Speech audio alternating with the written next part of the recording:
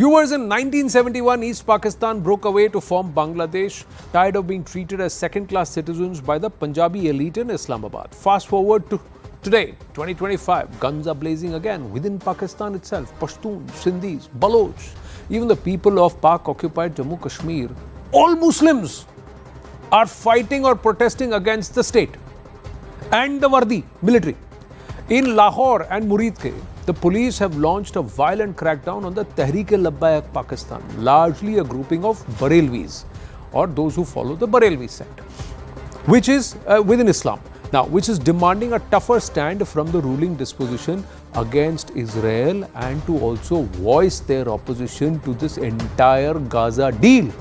Shehbaz Sharif backed the Gaza peace deal and even called for Nobel Prize for Donald Trump in the wake of Lahore and Islamabad and Rawalpindi being under siege. And this happened at Sharm el-Sheikh.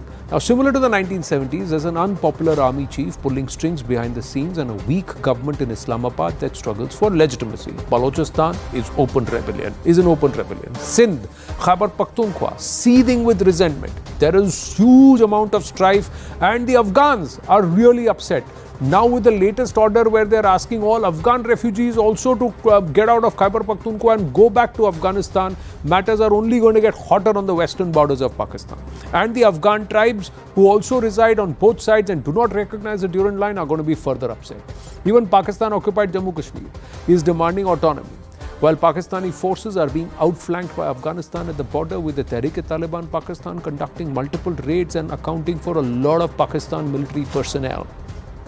Meanwhile, in the wake of the Tehreek-e-Labbaik protests, sources indicate that the ISI is facing an unprecedented collapse of influence over its Islamist elements, which provided long-standing religious leverage and a steady supply of support and recruitment of non-state actors for its terror doctrine. The Taliban's open recognition of Jammu Kashmir as an integral part of Bharat also marks a major defeat for Rawalpindi's hybrid warfare machinery. Now the question remains, is Pakistan hurtling into chaos? Is the balkanization of Pakistan just imminent now? Lieutenant General D.P. Pandey, security analyst with us. Dr. Ranganathan stays on. General Pandey, namaste. Your thoughts, sir? Namaste. Yeah, so while a lot of people will want implosion of Pakistan to take place, I don't think we are there yet, right? Number of things we have to see, Anand, that it may be possible that some things are orchestrated and some are not, right? This TLP thing, I think I'm quite, it is quite well orchestrated, maybe by ISI, because there is an issue here, right? And they have to showcase to the world, to the Palestinian, to everybody that the people back home are not happy with the Gazan peace process. This is my view, because I don't think anybody is thinking about it.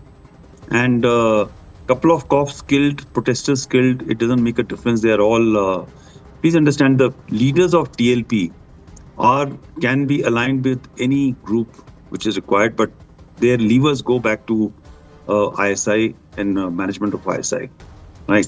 So why have they come out? I was quite surprised that the way they had come out. On one side, the government is going to attend. Shehbaz Sharif was bending backwards, thanking Trump for the peace accord, the way he was singing his praises.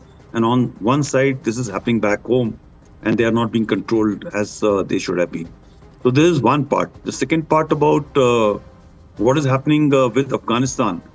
I am quite sanguine to believe that they knew what the response will come. You can't touch Afghans and not take a response back, right?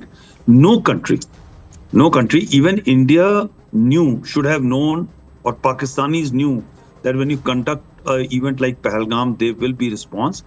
It is not smart response, but it is driven by political compulsions, by compulsions of the environment. Right. You need to respond.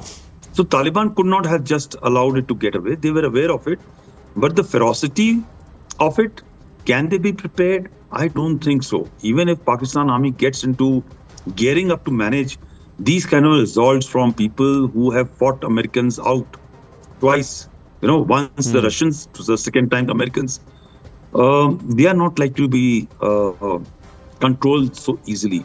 So somewhere Asim Munir has gone to actually pitch himself beyond the weight they actually carry, and that's a challenge which has happened on the security dynamics.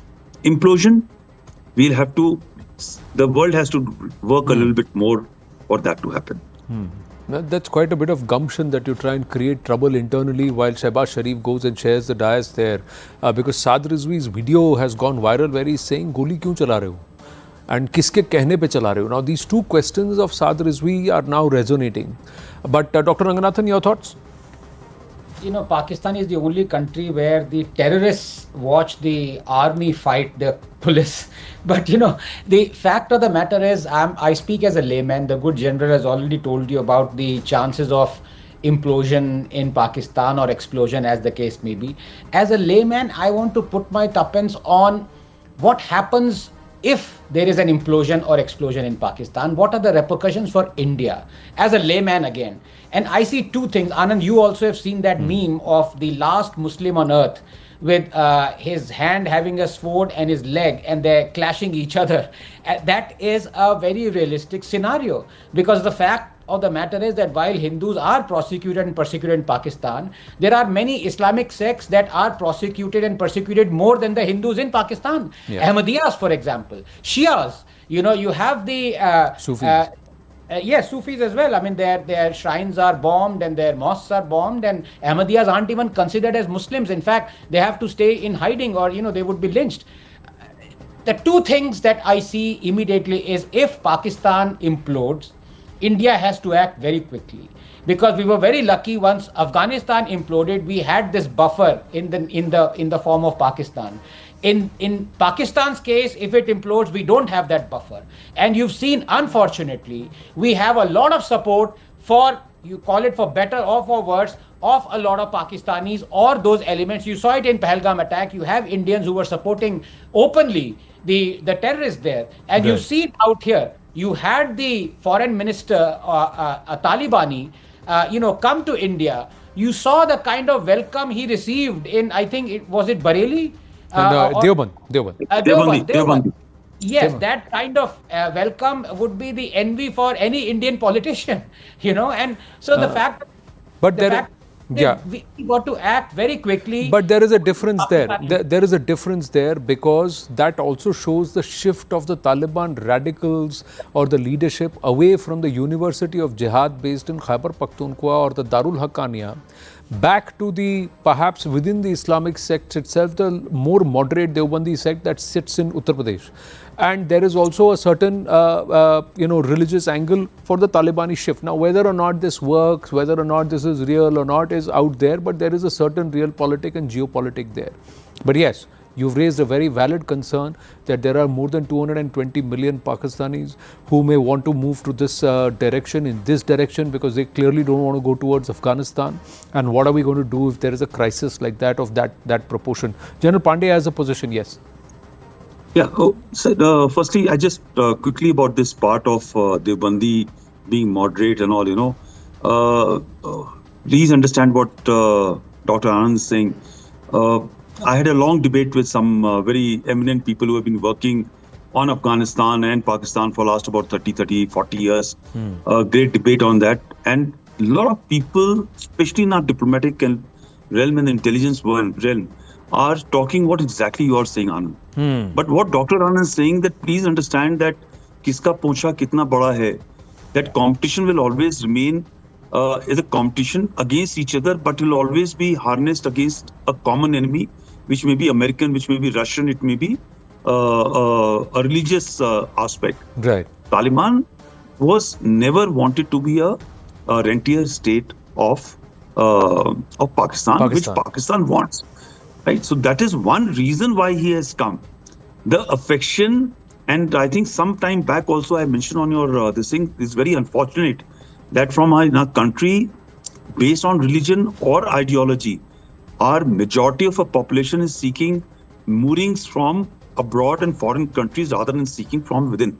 Right? Even Deobandi started from here, but eventually the moorings people are seeking for Deobandi is somewhere else.